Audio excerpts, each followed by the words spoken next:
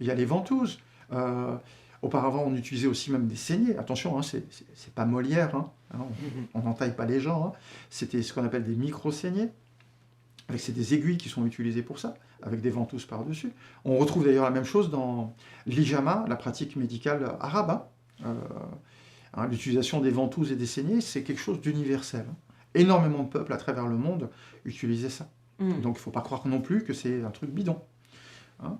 Et puis aujourd'hui, il y a des outils modernes. Il y a les plantes aussi, non Alors ça, c'est déjà un autre aspect. Mais je parle purement par rapport à ce qu'on appelle aujourd'hui l'acupuncture, qui est la stimulation des points d'acupuncture, et donc de l'utilisation des méridiens. La pharmacopée chinoise, c'est un pan mais juste gigantesque de la médecine chinoise. C'est plusieurs milliers de plantes, et d'ailleurs pas que des plantes, vous avez des minéraux, il y a des constituants qui viennent d'insectes, d'animaux, tout un tas de trucs. Même des ossements de dinosaures. C'est un peu plus dur à trouver. Pas chez eux. Ils ont des cimetières de dinosaures. Ah ouais. Ils appellent ça les os de dragon. Et ça fait partie donc de la médecine traditionnelle chinoise. D'accord. Ils utilisent par exemple la coquille d'huître. Avec les huîtres, on peut faire une poudre qui est utilisée en pharmacopée chinoise. Mais bon, ça, c'est pas mon domaine.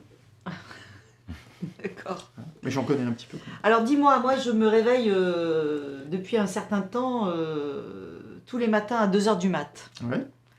Alors, déjà, il faut savoir que notre métabolisme, enfin notre corps, globalement, il ne fonctionne pas toujours de la même manière à travers la journée. Il y a ce qu'on appelle le cycle nictaméral, qui est donc la division de la journée en fonction de certaines fonctions dans le corps.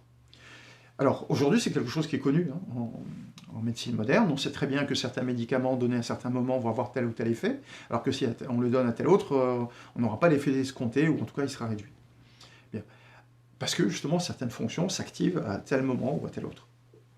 Eh bien, les Chinois, eux, ont divisé la journée en ce qu'on appelle les 12 heures chinoises.